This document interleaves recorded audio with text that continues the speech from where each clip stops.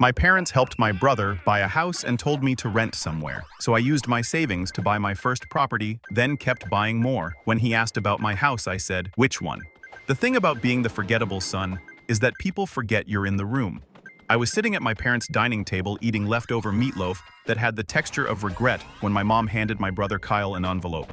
Not a birthday card, not a graduation gift, just a random Tuesday in April. Kyle opened it. His eyes went wide. "Holy crap. Are you serious?" My dad grinned like he just won something. "You're ready, son. Time to invest in your future." Kyle pulled out a check, held it up like Willy Wonka's golden ticket. $10,000. I kept chewing my meatloaf, which suddenly tasted like disappointment with a side of gravy. For the house, Mom said practically glowing. Our little homeowner. Kyle was 26. I was 28. Kyle had been fired from 3 jobs in 2 years. His credit score was so bad that credit card companies sent him rejection letters as a courtesy. He still Venmo requested our parents for gas money every other week. But sure, he was ready for home ownership. "That's awesome, man," I said, and I meant it. Sort of. Mom looked at me like she just remembered I existed. "Oh, Jordan, how's your apartment?" "Still in that same place." "Still in that same place like it was a temporary holding cell I'd eventually graduate from." "Yeah," I said. "Actually, I've been thinking about buying something. Maybe a small rental property. I've saved up about rental property." Dad laughed. Actually laughed like I just suggested I was joining the circus.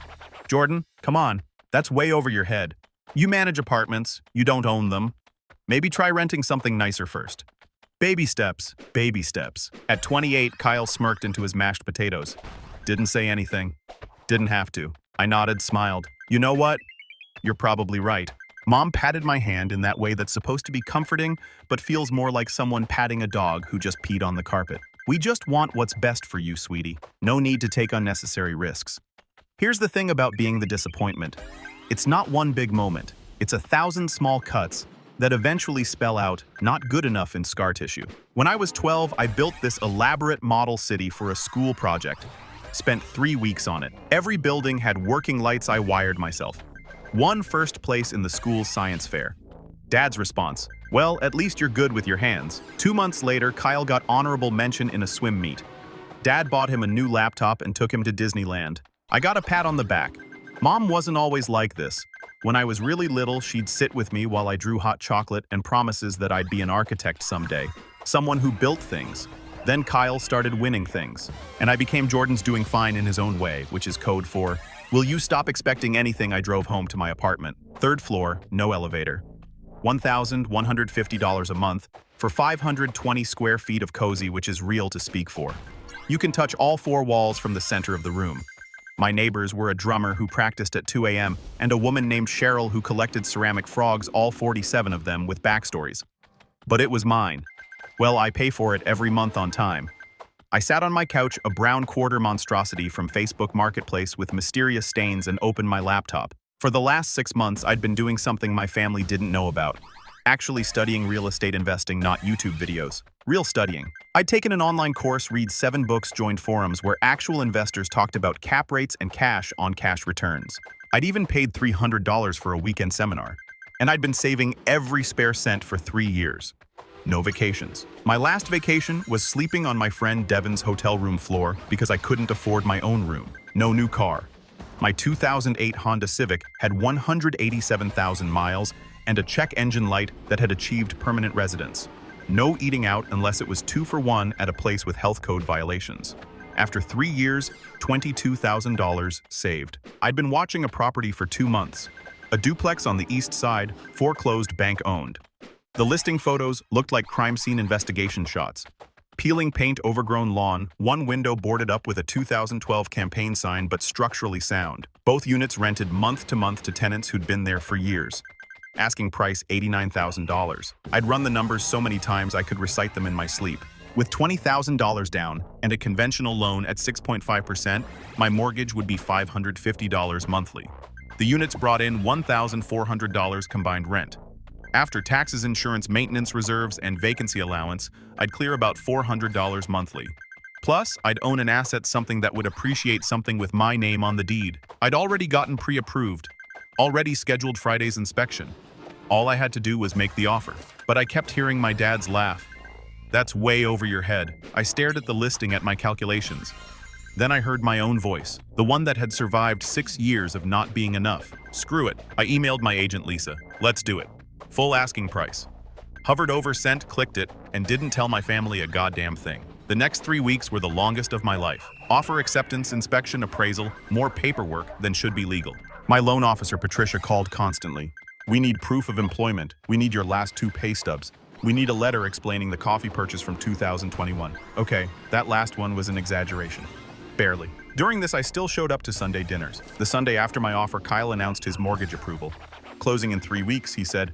Passing green beans. Mom teared up. Our boy a homeowner. Dad raised his iced tea to Kyle and to Smart Investments. I raised my water. Said nothing. After dinner, loading the dishwasher, Mom found me. You seem quiet tonight. Just tired.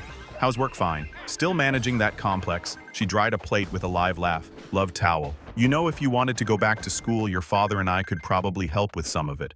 Some help with some of maybe going back to school? Pal got $10,000 cash. I'm good, Mom. Thanks. She squeezed my shoulder. We just worry about you. Translation. We've decided your life is sad. At 11:47 p.m., my phone buzzed. Lisa appraisal came in at $91,000. You're good to close. Congrats. I stared at that text for 5 minutes. I was going to own property. I wanted to tell someone. Call my parents. Shouted from my shaking 3rd-floor apartment, but I didn't. This was mine. Closing day was 3 weeks later, Thursday. I told my boss I had a dentist appointment. Wore my one good target button down. Drove to the title company that smelled like old coffee and broken dreams. Just me, Lisa, and Margaret, the title officer who'd been there since paper was invented. Sign here, initial here, date here. I signed until my hand cramped. Margaret handed me a folder. Congratulations, Mr. Hayes. You're officially a property owner. I walked out with documents, 2 sets of keys, and a feeling I'd never had before. Real pride, the earned kind. I sat in my Civic and called Devin. Yo, what's up? I did it. Bought a property. Closed today. Silence then. Holy, that's incredible. Did you tell your parents no? Why not? Because they'd find a way to make it about Kyle's house being better. Fair. What now? Now I go see it. I drove straight there, parked, stared. It looked worse than the photos. Weeds everywhere. Spray paint on the garage. One gutter defying physics, but it was mine. I knocked on unit. Maria answered. 50's warm smile. You must be Jordan, the new landlord. The new landlord? That was me. Just wanted to introduce myself. She looked relieved. The last owner never fixed anything. The bathroom sink's been dripping for 3 months. I'll have that fixed this weekend. Her face lit up. Really, really. I spent an hour walking both units, making lists, long lists.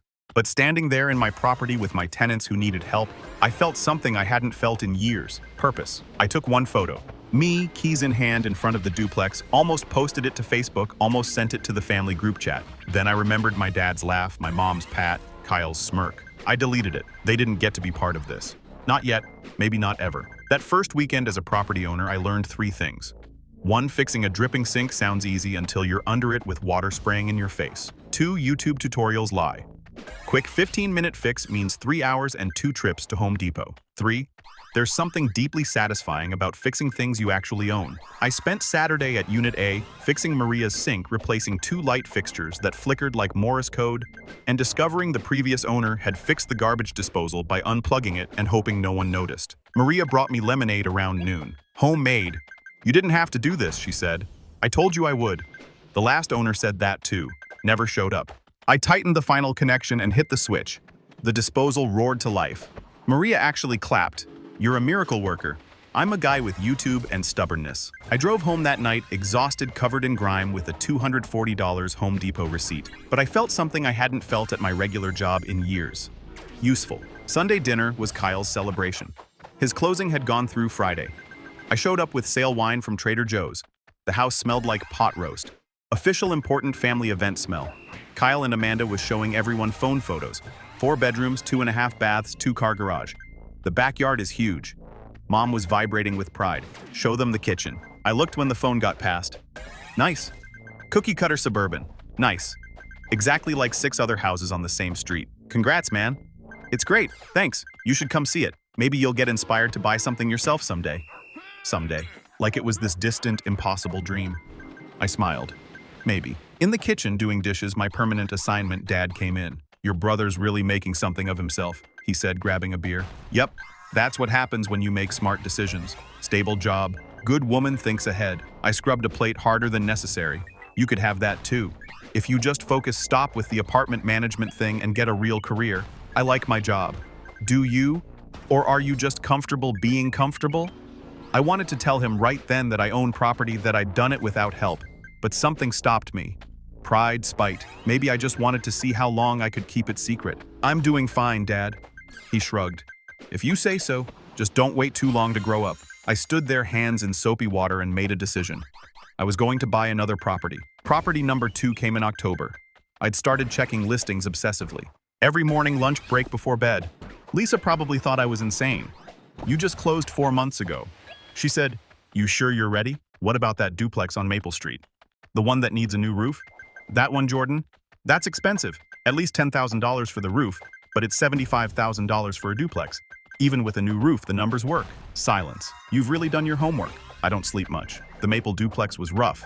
The roof had survived multiple apocalypses. One unit was vacant because the ceiling leaked, basically an indoor water feature. But the other unit had Frank, an older guy who lived there 8 years, paid $650 monthly, never late. I can work with this. I told Lisa, "You're either brave or insane. Can it be both?" I offered $70,000.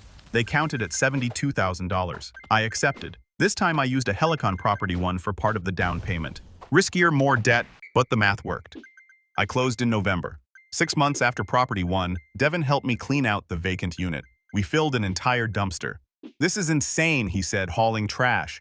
"You really own 2 properties now. Technically, the bank owns most of them. Still 2 more than I own. 2 more than Kyle owns. Kyle's house is nicer." "Yeah, but he didn't buy it himself." "You did?" "That landed differently than I expected. I spent every weekend for 2 months fixing it. New roof, $9,800. Ouch. New flooring, $2,100. Paint fixtures, deep cleaning. By January, both units were rented. Combined $1,350 monthly. Property 1, $400 cash flow. Property 2, $380 cash flow. Total $780 monthly passive income. 8 months more progress than 6 years of regular employment. The close call came at Sunday dinner in February. Jessica, my sister who usually ignored me, asked what I'd been up to, working mostly still at the apartment complex. I'd actually quit in December. The passive income wasn't enough to live on, but I picked up property management contracts for other small investors. Same money, flexible hours. Sort of property management consulting now. Dad perked up. "Consulting? That sounds fancy." "Not that fancy. Just helping small landlords." Kyle laughed. "So you're still fixing toilets just for multiple places now?" Everyone laughed. I smiled. Something like that. What I didn't say, I was fixing toilets and properties I owned. Properties worth $161,000 combined, generating $780 monthly passive income. Loading the dishwasher. Shocking. "Mom found me. I worry about you. You seem distant lately. Just focused on work." "That's good." "Focus is good." She hesitated. "If you ever need help." "I know, Mom. Thanks." She left looking unsatisfied, like she wanted me to confess. I was struggling so she could save me. But I wasn't struggling. For the first time in my life, I was winning. I just wasn't telling them. Property 3 came in May. A small single-family house near a popular hiking area. The owner was tired of landlording. Listed at $95,000. I offered $88,000. She accepted immediately. Instead of long-term rental, I tried something new, short-term vacation rental. I spent $6,000 furnishing it from IKEA and Facebook Marketplace. Took photos with my phone and a $30 Amazon tripod. Listed it on Airbnb. Booked within 3 days. By summer, that house was generating $2,100 monthly. More than both duplexes combined. Devin came to see it. "This is genius. Why didn't you do this with the others?" "Learning as I go. Each property teaches me something. 3 properties in a year. That's insane." It was, but it was working. Monthly cash flow. $400 plus $380 plus $2,100 equals $2,880. After expenses and reserves, I was clearing $1,800 monthly profit. Not enough to quit consulting, but enough to feel genuinely secure for the first time ever. And my family had no idea. The real close call came at Kyle's birthday barbecue in August. I was by the grill when Dad's friend Robert walked over. Robert did commercial real estate, had known our family forever.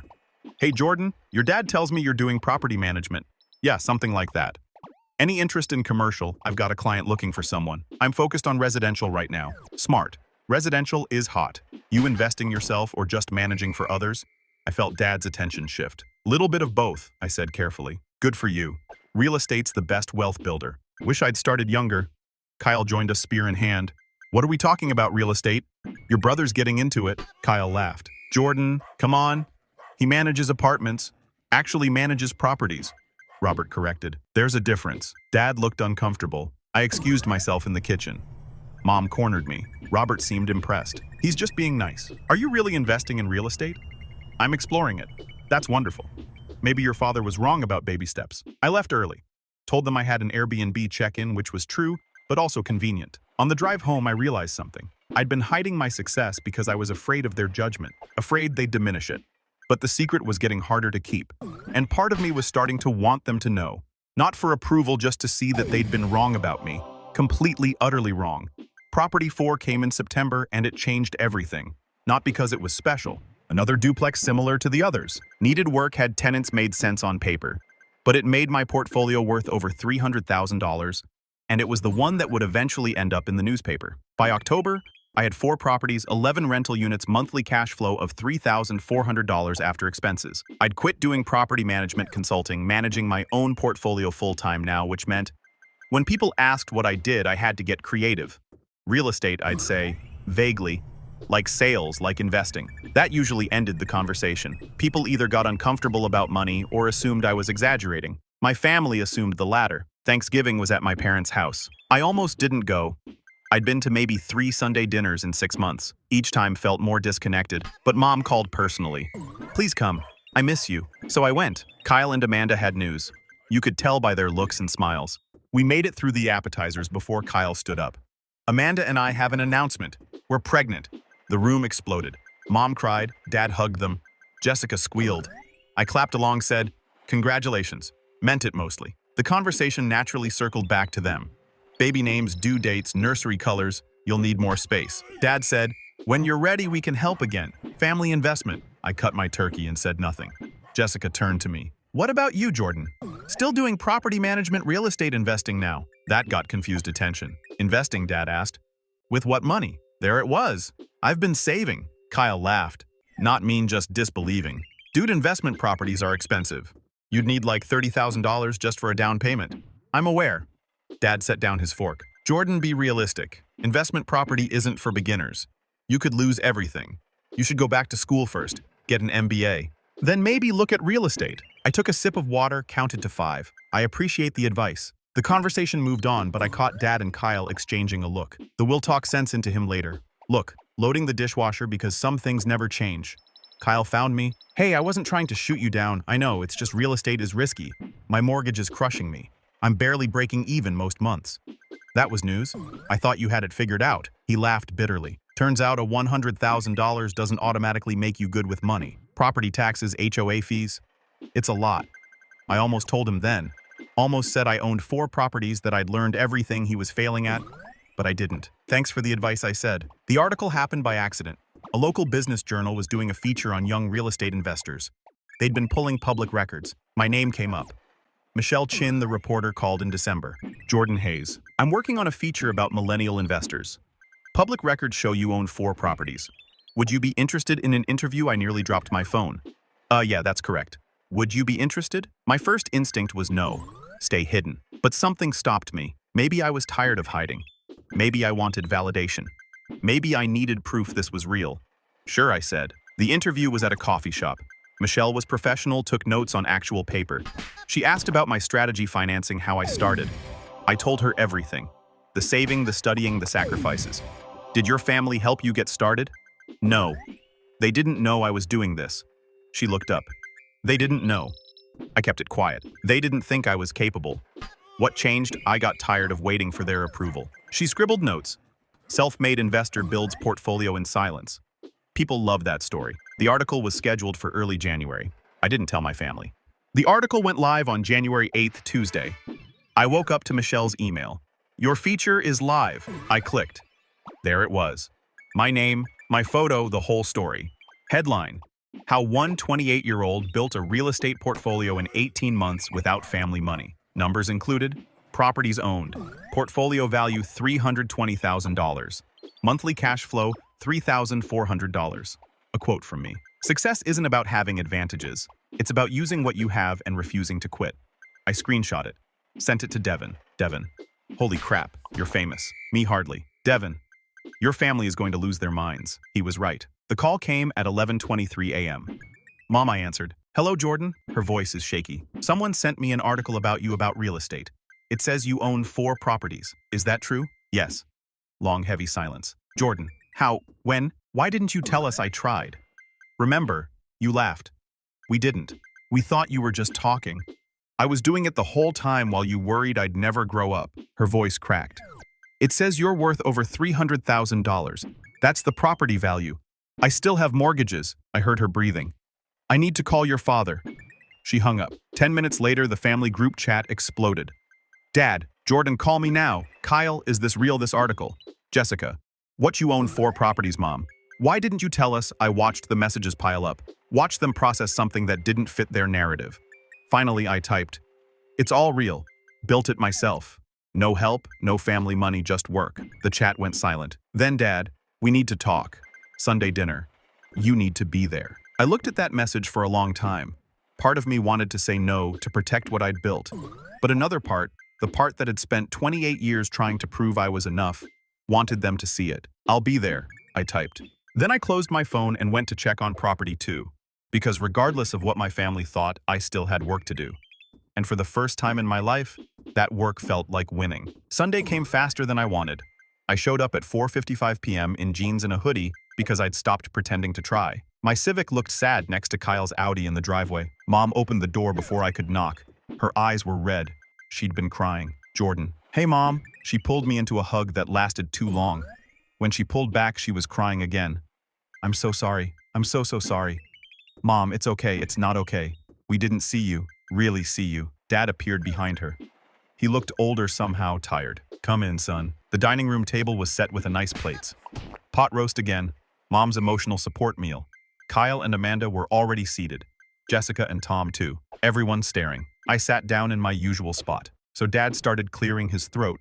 We read the article, read the hub. I figured for properties $320,000 all in 18 months. Yeah. Kyle leaned forward. How did you even...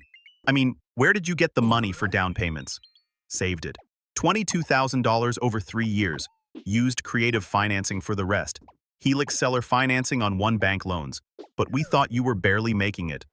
Mom said living in that tiny apartment, driving that old car, I was choosing to live that way, so I could invest instead. Dad set down his fork. I told you it was over your head. You did. I was wrong. The table went quiet. I was wrong about you, he continued, his voice rough. About what you were capable of, about what success looks like. You weren't failing. You were building something I couldn't see because I wasn't looking. Mom nodded, wiping her eyes. When I saw you on Sunday dinners, I thought you were stuck, lost, but you were working, planning. You were 10 steps ahead of all of us. Jessica spoke up. The article called you one of the most successful young investors in the metro area. That's what they wrote. And you did it without any help, without the $10,000 Kyle got. Kyle shifted uncomfortably. Speaking of which, I owe you an apology. I took that money knowing you got nothing. I told myself it was fair because I was more ready. But really, I just didn't want to rock the boat. Thanks, I said. And I meant it. Amanda squeezed his hand. We've been talking about how differently you two were treated. It wasn't intentional, Mom said quickly. We just thought Kyle seemed to need more help. You always seemed so independent. Independent was code for ignored. I said not angry, just honest. She flinched but nodded. You're right, and I'm sorry. Dad cleared his throat again. Can we see them, the properties? See what your properties, what you built. I looked around the table at these people who doubted me, dismissed me, forgotten me, but also at Mom's red eyes. Dad's genuine regret, Kyle's uncomfortable honesty. They weren't perfect. This wasn't a movie where everything got fixed with one conversation, but it was something. Yeah, I said. You can see them. Saturday morning, I gave them the tour. Property 1 first, the duplex where it all started. Maria came out when she saw us, gave me a hug, told my parents I was the best landlord she'd ever had. Mom cried again. Property 2, the rough one with a new roof. Frank was outside gardening, waved, told my dad I'd fixed his sink in 20 minutes when the last owner had ignored it for months. Dad nodded slowly like he was recalculating everything he thought about me. Property 3, the Airbnb. Jessica walked through it like a museum. This is beautiful, Jordan. Really beautiful. Kay was quiet, just looking, processing property before we drove past. Tenants were home and I didn't want to disturb them. We ended at a coffee shop. Sat outside in the November cold with hot drinks. You built all this, Dad said. Without us? Yeah, I don't know what to say except I'm proud of you. Really proud. Thanks. Can I ask you something, Kyle said. Sure. Are you angry at us? I thought about it, really thought about it. I was for a long time, but not anymore. Why not? Because being angry at you was holding me back.